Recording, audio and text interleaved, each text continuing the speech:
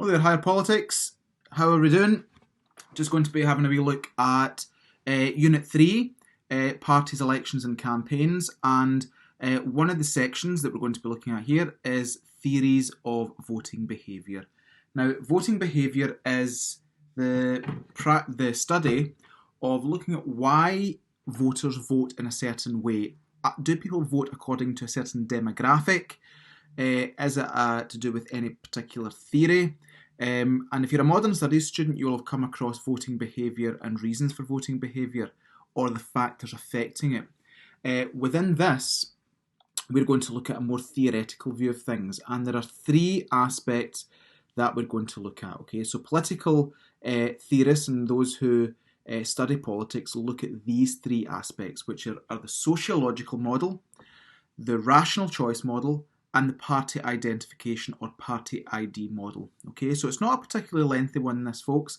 But what I want you to think about as you're going through this is, how do you look at other election cycles that I've maybe not mentioned, and how do you pick out the evidence that might apply to maybe more recent election cycles? So I'm going to go through this and see what you think, and you can take some notes as you go along here. And then obviously you can match it up with the activities within the course booklet. Okay, right, first things first, folks. Okay, why do people vote in the way that they do? Okay, now the first model is the sociological model. Now, if you think about the word sociological, the word social sociological is derived from the idea of a social factor. Okay. Now, if you have a look at how I've termed this just at the start there, it means that voting behaviour can be predicted on a voter's social grouping.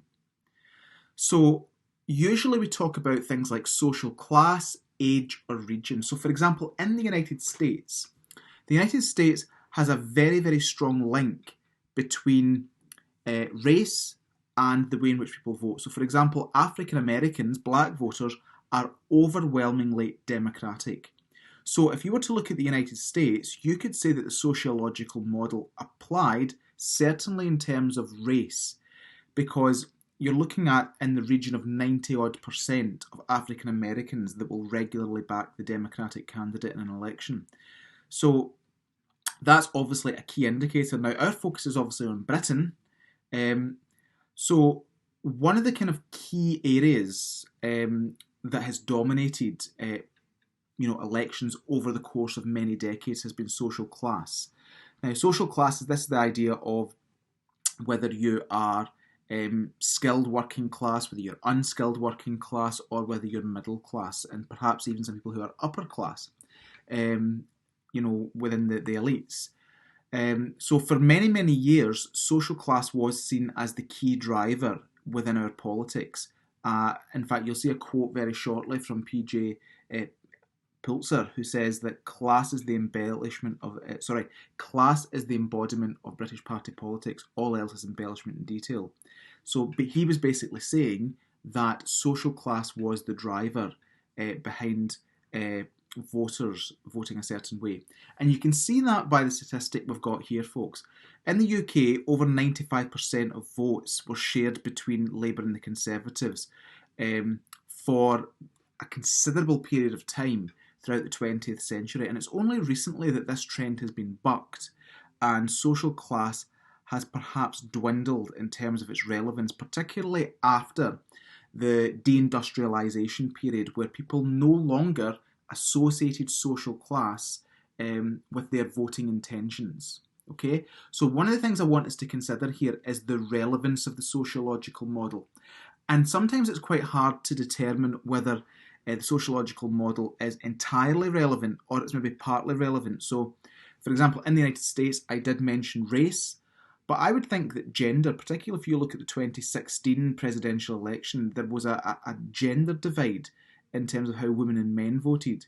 That gender divide is not perhaps as strong in the UK, although, for example, in the 2014 Scottish independence referendum, women were more likely to vote no, men were more likely to vote yes, and by quite a marked margin if you were to look at the statistics on that. So it is something that can fluctuate over time, but generally these things are seen as kind of long-term factors, and it's a model that basically voting is largely predictable according to certain groupings of people. So if you are in the north of England, for example, you might have quite a Eurosceptic vote traditionally, whereas if you're in the inner cities, if you're in a city like London, for example, you're going to probably be quite pro-European in terms of the way in which you vote. So this is a model which many commentators still think holds some level of relevance, but many others are beginning to question the relevance of this model too. Okay, and if you get the chance, have a wee watch at this video. It's quite a humorous video in terms of the British class system and how British politics for a long time was viewed through the prism of social class. Now, the key advocates, the key theorists of this were Butler and Stokes, and these are theorists that you want to mention. Although this doesn't fall into the political theory section, folks, it is quite useful in referencing them as the kind of advocates of the sociological model. And the reason why I've put this picture here of, I suppose, these compartments is because they believe that voters can essentially be put into compartments. And they rejected this idea that voters would sit and really think about the policies of a party, or they would think about what leader they liked, or they would really think about what best served them. They preferred the idea, or they believed in the idea, that people have generalised views based on a social cleavage, whether that be social class, whether that be their age, whether that be their gender, or whether that be the region of the country that they stay in. That their views are brought to bear because of the social cleavage, the social category in which they find themselves. And it becomes predictable to identify the ways in which voters will vote. So, although social class is maybe not as relevant as it once was, perhaps age is the new sociological prism through which things are seen in terms of voting. But I think Butler and Stokes were probably right, certainly at one point, is that class was a reliable indicator of how people voted. The phrase blue-collar Tories was mentioned because it was a bit of a strange phenomenon to have working class people voting Tory. If you had people in the middle classes voting Labour at one point, it would be seen as quite unusual. It's not seen as unusual today, even though many people still see, for example, Labour and the Conservatives as working class and middle class parties respectively. I think the evidence is now showing that those loyalties based on class have went into serious decline. And as things began to change, so for example, the emergence of parties like the Scottish National Party, which is not traditionally a class-based party, the growing success of UKIP up to 2015, and then the Brexit Party thereafter, suggested that perhaps politics was more volatile than it had been in the past. So when it became less indicative, predictable, the sociological model came in for criticism. So when, for example, Labour did better among the middle classes, or did just as well, among the middle classes as the Conservatives did when Labour was led by Blair, people began to think, is it really that predictable? And even before Blair, was it really that predictable? At the last two general elections, more working class voters backed the Conservatives than backed Labour. So this model has come in for criticism. Now, Butler and Stokes might argue that one social cleavage has been replaced by others. So, for example, if you were to look at Labour and Conservative voting across the UK, younger people significantly more likely to vote Labour, older people significantly more likely to vote Conservative. If you take it in Scotland, young people tend to vote SNP, older people tend to vote Conservative, or more likely to vote Conservative than the SNP, or than younger people are. So what Butler and Stokes would maybe argue is that although the social cleavages change, whether it be age, gender, etc., the sociological model still applies, because according to gender or age or whatever it may be, there is still a heavily reliable predictor there in terms of how voters vote. Okay, some think it's too simplistic. Okay, and obviously we will explore that as we go through this. Okay, so if I was to look at the sociological model, there would be a number of features that I'd be able to identify. The first one is that there would be a two-party system, or basically two parties dominate, or two parties essentially, compete for power on a regular basis. And I think that's probably quite true when you consider that Labour and the Conservatives have dominated British politics over the course of many years. If you look at Scotland, even in a devolved setting, although I suppose to an extent you could either argue it's three-party politics or it's maybe even one-party politics, I think overwhelmingly across the country, you're looking at two parties dominating the system. Okay, but maybe that's under threat. Who knows? Partisan alignment. Okay, most people identify with the party which they voted. Party membership is high compared with other countries. Now, what we've actually found in Britain, folks, is that over the course of the last decade or two, is that party membership has broadly declined. Now, there have been some small exceptions to that. When Jeremy Corbyn took over the leadership of the Labour Party, there was a spike in grassroots membership. And when the SNP had obviously campaigned for independence in 2014, there was a significant spike in their membership after that. Maybe that suggests that actually the sociological model isn't relevant because we might not expect a spike in party membership like we did with those two parties. And you would also expect to see the majority of those who voted for a particular party to support the policies that they espoused. Lastly, electoral volatility was low. Few people would change their vote between elections. It remained largely consistent. Some would argue that across British politics, it's never been as volatile. You could vote, you had people who voted resolutely against the Conservatives who then backed the Leave campaign in 2016 and then backed Boris Johnson in 2019 after backing Corbyn in 2017.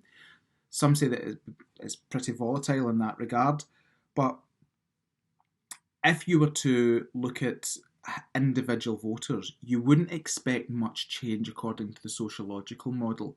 What you would have to do to test whether the sociological model was still relevant was to try and work out, and sometimes the Electoral Reform Society is quite good at producing things like this, about how many voters change their mind between elections. Okay, and that's one way of testing the waters there.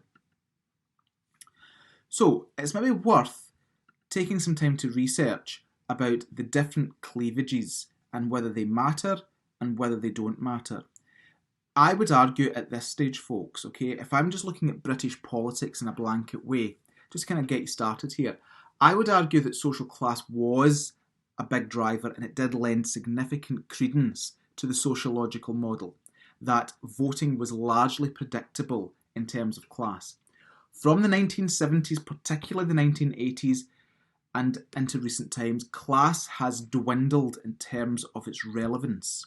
So you would have to look at that. And one particular example I mentioned was that in the last two general elections, the Conservatives did better among working class voters than Labour did.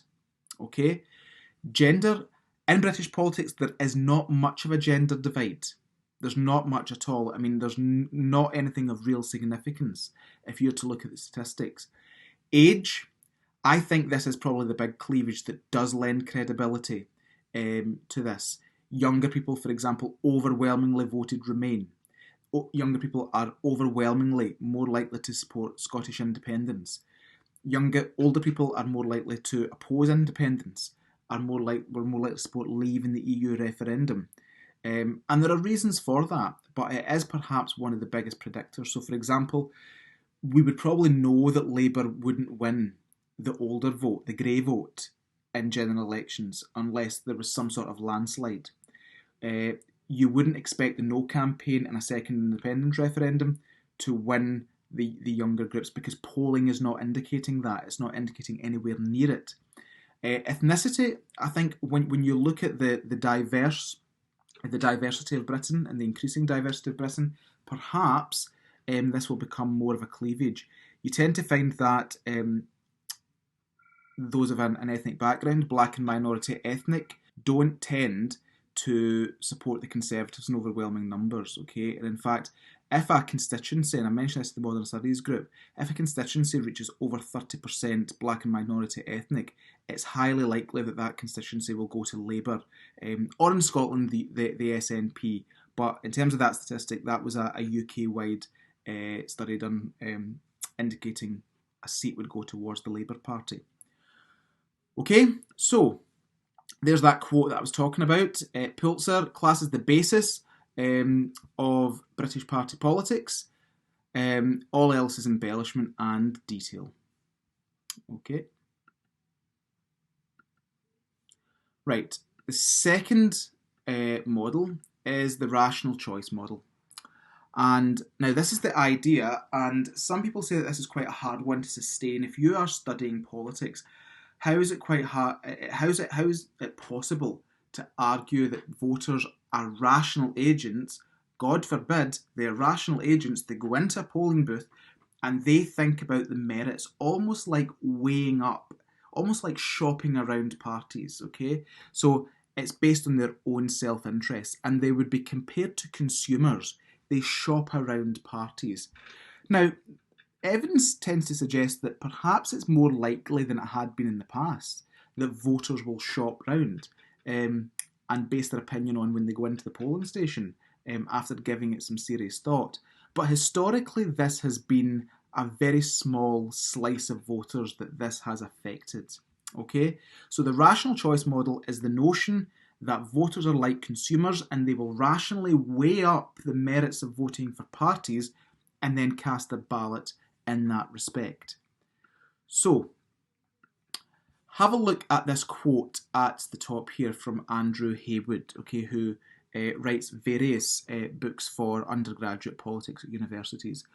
Rather than being habitual, now what we mean by habitual is that out of habit, it is a manifestation of broader attachments and allegiances. Voting is seen as instrumental. It is a means to an end. Okay, so what he's saying there is that rather than voters just going along and voting as they would normally do, they vote because of their broader allegiances and broader attachments. So it's maybe that they go into a polling booth and vote for, say, for example, the SNP, because they have a very broad sense of that they're social democrats, that they are people who support, are quite proud of Scottish national identity, are quite pro-European. So they will go in there and the party that they choose will broadly reflect their attachments. Okay? So according to Andrew Haywood, when he looks at the rational choice model, he says this is what the rational choice model is. It's the result of a cost-benefit analysis. Is voting for this party going to benefit me, or is it going to be negative for me? Is it going to negatively affect me? It can be sociotropic. Now, there's an interesting word. This idea that it's what's best for the country. I'm going in there. It might not be in my interests. I'm maybe wealthy, but I'm going to vote for the party that increases taxes because I think the country needs taxes. But, however, it can also be a selfish judgment. What is best for me? Is my lot going to be better as a result of this? Now, according to this model, the rational choice model, it basically is almost like a referendum of those in power. So, for example, in 2021 Scottish Parliament elections, and I'm videoing this at the time that obviously it's not taken place yet, I would imagine that many voters, if this model is correct, many voters may vote for Nicola Sturgeon's party as a reflection on what they think of her handling of COVID, positive or negative.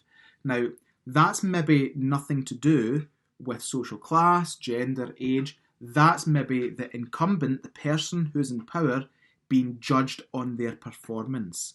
And the rational choice model, it is often the case, if you look across the pond to the United States, I think a lot of people who voted for Joe Biden in the presidential election were voting there not because they necessarily particularly rated Biden, but it was a judgment on President Donald Trump's record.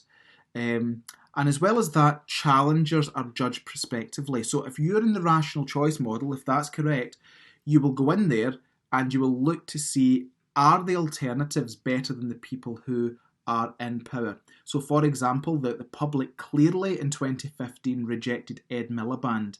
Although many of his messages were well received by the public, he was judged as not being a suitable candidate to replace David Cameron.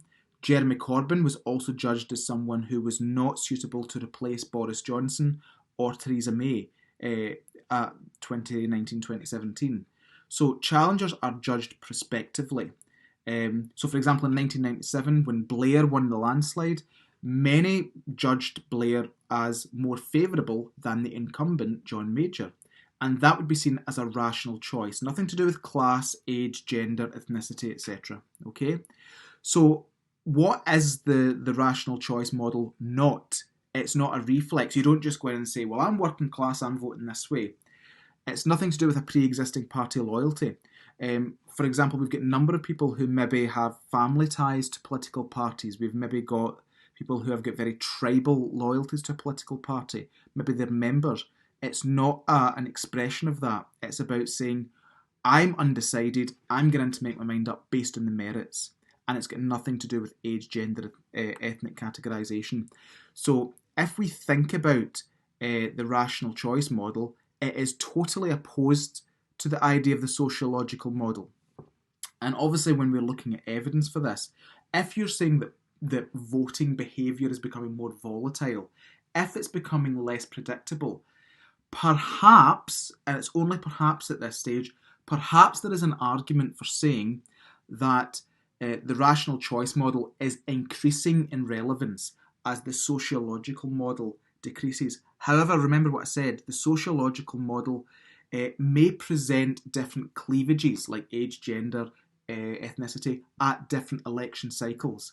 So the sociological model still might be highly relevant, it's maybe just not as predictable as it once was. Okay, so just bear that in mind, folks, and obviously that's something that your analysis has got to take account of. So if we have a look at the volatility here and whether the rational choice model maybe does have merit, we've said that commentators have said that Britain is now a nation of political swingers. Now what that means is they move from party to party, they swing from party to party. If you have a look at 1997, and these are maps of Scotland, these are UK general elections, but Scotland is sampled here. From 1997 through to 2010, it almost looks identical. You know, you've got the orange for the Liberal Democrats in the same areas, those big rural constituencies in the Highlands. The Central Belt is dominated, monopolised by the Labour Party, and there's a wee bit of blue that makes its way into the south. SNP have got patches here and there. From 2015 onwards, and I've not included 2019 in here, folks, although it gets slightly more yellow in 2019, you can see a complete overhaul of the political system. Labour almost disappears off the map there. The SNP are a major player at UK level because of their dominance in Scotland, and in England in 2015, UKIP actually finished third overall. They removed the Liberal Democrats, which was completely unforeseen just a few years before, unthinkable a few years before. Now, if you have a look at this statistic from 2015, halfway through the election campaign, 34% of voters said they may change their mind. And when they were asked about that in 1992, it was only 18%. What that suggests is that voters have become more volatile, and perhaps voters are shopping around more, like consumers, as according to the rational choice model. Okay? So bear that in mind, folks. You might want to pause this, have a wee look and see what you think about the different maps there of the recent elections in Scotland. Okay? Now, this is crucial because if you accept the rational choice model, what you're basically saying is that voters are there to be won. If you accept the sociological model, you're almost wiping your hands, you're almost washing your hands of this idea that you can win, that a certain number of voters can't be won over. Okay? So the rational choice model, if it is true, issues, leadership, competence, other issues relating to self-interest or being sociotropic, all those things come into play. Okay? Now, if we look at the things that might change voters' minds, okay, parties clearly do, because they clearly feel that floating voters, it's maybe not a huge number in their mind, but floating voters seal the deal. Okay? So in the 2017 general election, voters considered Brexit the most important issue. Now, this is maybe slightly outdated, folks, because I'm mentioning some constituencies here in the north of England that in the 2019 election rejected the Labour Party and began to support the Conservatives. So clearly the Conservative message of get Brexit done in 2019 chipped through with voters, and it was enough for them to change their mind. Many of them really rejected Jeremy Corbyn's leadership as well because of his apparent association with Irish republicanism, etc., etc. But they made that judgment not based on age, gender, class, or anything like that, because if it was based on class, they would never have gone for Johnson, an old Etonian, someone who was seen as completely out of touch with working class people. They wouldn't have voted for him if it was based on class, but they did vote for him, okay, in larger numbers than previously, okay. Again, in the 2017 general election, the Conservatives took some seats from traditionally SNP areas, probably because these areas that were largely unionist, or they had a significant number of unionists in them, like Banff and Buchan, Alex Salmond's one-time seat, these went to the Conservatives because, the SNP, maybe their offer of independence or an independence referendum was rejected by significant numbers of voters. So it is becoming more volatile across the country in terms of who is voting for who. Leadership as well, okay, I have spoken a wee bit about that, okay. Just a wee historic example that I've included in here, folks. This idea that leaders count for a great deal. Now, if you have a look here, in 1979, it was claimed that Margaret Thatcher had routed James Callaghan. And that's what's remembered. However, on the eve of poll, despite all his problems, Callaghan enjoyed a 20-point personal ratings lead over Thatcher. That suggests that maybe something else was at play. Maybe class was more relevant then. Maybe voters weren't quite as volatile in that sense. Maybe leadership wasn't the thing that voters made their mind up on. But what commentators are arguing is that leadership might play a role, but it's not absolutely clear if that is the case. Now, I've mentioned competence as well, okay? Labour had a polling lead up to near the eve of poll, and they lost the election badly, okay? The Conservatives won a majority in 2015, largely on the issues of economy and immigration, okay? Labour was viewed as weak. Miliband refused to accept the idea that Labour had spent too much in government. So I think a number of voters who may have been tempted by Labour's general messages may have made a very rational choice when they went into the voting booth that day. And again, when they were viewed as competent under the Blair and Brown years, Labour did well. They won 3 elections in a row. So this idea of the incumbent being judged and the prospective leader being assessed in terms of their suitability perhaps matters, folks, and perhaps it's getting even more important as time goes on. But again, there will always be commentators that challenge that, and maybe we're actually becoming more tribal in terms of our voting intentions. It's hard to say. It's hard to say. Now, this is why some people criticise the rational choice model. It makes the assumption that class and other cleavages have no bearing on voting behaviour. Okay? So, for example, if someone is voting on a policy issue, maybe that is closely bound to class. If someone is voting based on a leader, perhaps that is more reflective. Maybe it's a youthful leader, maybe young people are energised by them. So sometimes it's quite a complex thing to drill down into. Um, and crucially, I think a lot of commentators think it's impossible to remove someone from their social context or grouping. Um, you know, if there's a philosopher who I studied at university called John Rawls, and John Rawls said that if you create almost an imaginary veil of ignorance for people, if you bring down a veil of ignorance to basically block out everything you've experienced in life and then just deal with the world as you see it in that respect, your choices might be very different. But commentators argue that when people go in and make a rational choice, you can't just strip away factors such as your age, your gender, your social class, these sorts of things. They are bound up in who you are, and any rational choice will be driven in some part by sociological concerns or sociological motives. Okay, so again, that's something for you to be careful in thinking about. And again, it assumes voters have an active engagement interest in politics where they make a rational choice. I mean, how many voters actually do take a very keen interest in politics? How many voters actually read manifestos? How many voters really assess the performance of the government?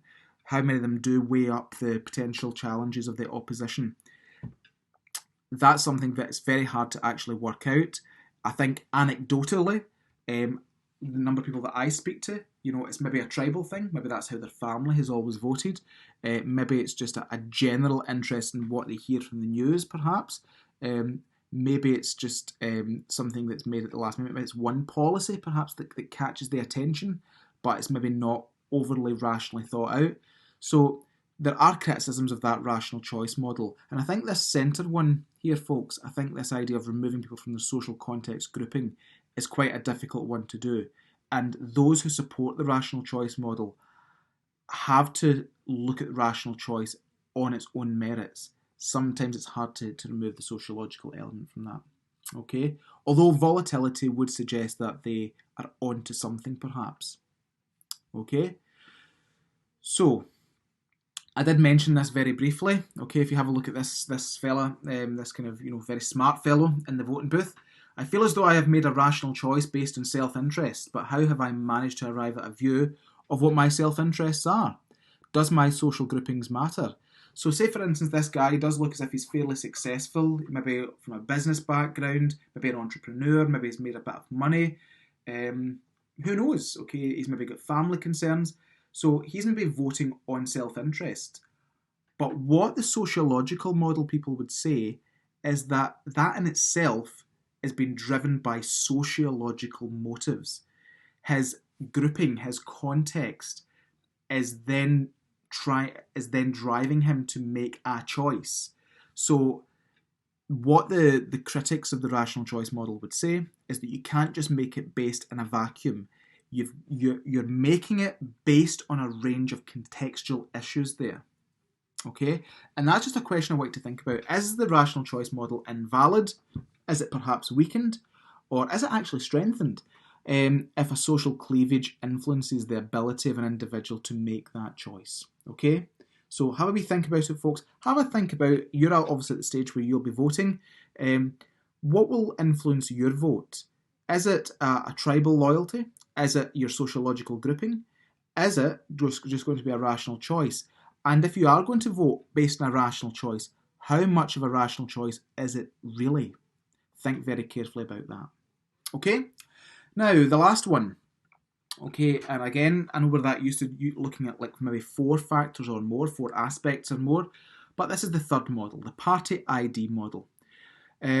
As you know, I'm a big football fan, okay, and for my sins this year, I support a particular team that I'm doing particularly well, but we'll not go into that.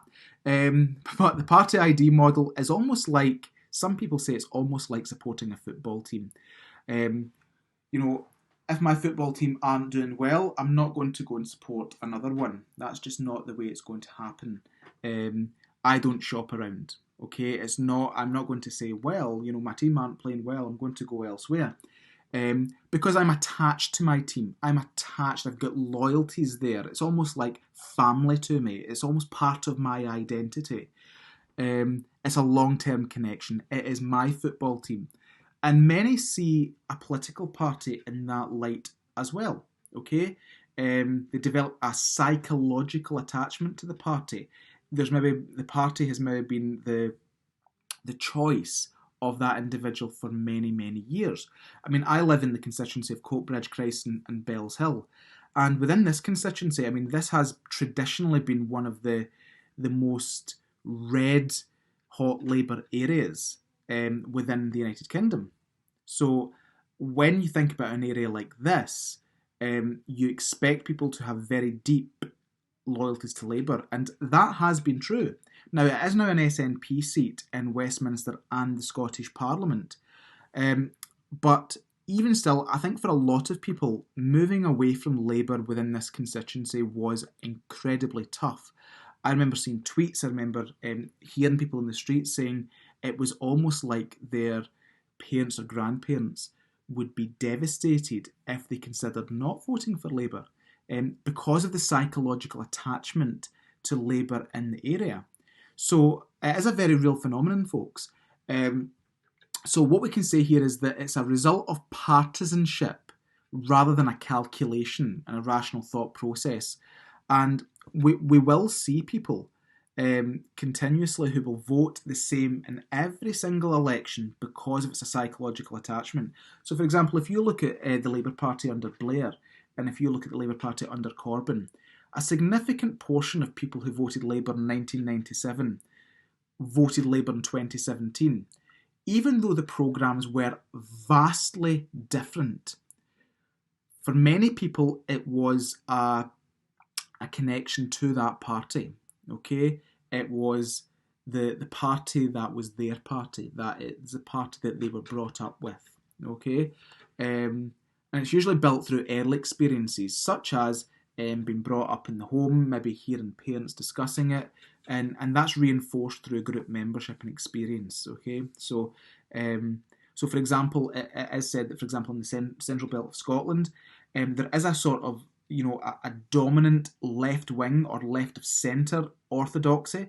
So I would say that it's true, just anecdotally, that if you were to talk to people, you wouldn't find a lot of conservative views, particularly among young people. And I don't know if that's maybe as a result of the way in which Thatcherism affected the Central Belt of Scotland and that sort of idea. But there are very strong party loyalties. And I think, for example, I mentioned Labour a few minutes ago. I think this is where Labour are obviously beginning to struggle now because those loyalties have weakened to Labour in the Central Belt of Scotland markedly, many of them going to the SNP. And I think that that's becoming a challenge because Labour relied on a lot of those tribal voters. I think maybe many years down the line, the SNP might face the same issue perhaps. You just never know how things are going to turn out. But it is a very real phenomenon, folks, this idea of party ID. Okay? So, if we think about it, what are the criticisms of this model? Okay, it fails to account for the obvious de-alignment which is occurring in British politics. Long-term partisanship is no longer as strong as it once was. And I think I did mention that when I spoke about how Labour, if you think about Labour in 2010, it used to be said that in Scotland, and I think that is generalising it, but in the west and central belt of Scotland, that if you put a donkey up with a red rosette on, people would vote for it. Now, that is something that I've heard many occasions. If you weighed, you didn't count the Labour vote, you weighed the Labour vote because of how much it was. In 2010, Labour, I think, won 42, I maybe stand corrected there, but I think it was 42 of Scotland's seats in the UK general election, and Labour increased their vote in that election. You fast forward 5 years, Labour won 1 seat. They won a couple more than that in 2017 and then came back to 1 in 2019. So what you can see is that there has clearly been a disassociation with Labour over time. And perhaps that's because of the declining class, because of the issue of Scottish independence coming to the fore. But you could say that party loyalties are no longer as strong as they once were. And in fact, it's not just even movement to the SNP. In the 2016 Scottish parliamentary election, when the Conservatives finished second, which would have been unthinkable a number of years ago, many Labour voters who were concerned that Labour were too soft in Scottish independence moved to the Conservatives and gave them their support. So those party loyalties do seem to be softening somewhat. And I've said that attachment here to the two main parties are going to significant decline. And you can see that from recent election debates, although Conservatives and Labour still dominate within the Westminster Parliament. Even during general elections, the debate has extended out to include the Greens, to include the Brexit Party, the Liberal Democrats, UKIP back in 2015, Plaid Cymru, the Scottish National Party. It's beginning to extend out. And again, some people would argue that short-term influences are becoming more prominent to voters. So, for example, if Nicola Sturgeon wasn't leading the SNP, would the Scottish National Party still have the same appeal? That's up in the air just now, of course. It's up for debate. But perhaps a short-term influence like that, like a leader or maybe a policy, maybe the issue of COVID perhaps, may actually affect voters, and actually the party ID model doesn't fit with that, okay? So obviously you would have to look at the evidence to see what the evidence actually points to, okay? Now, here's some of the reasons why party attachment has gone into decline, folks. Okay, and I'll start from kind of 1 o'clock here. Society has changed. It's more fragmented. It's less coherent.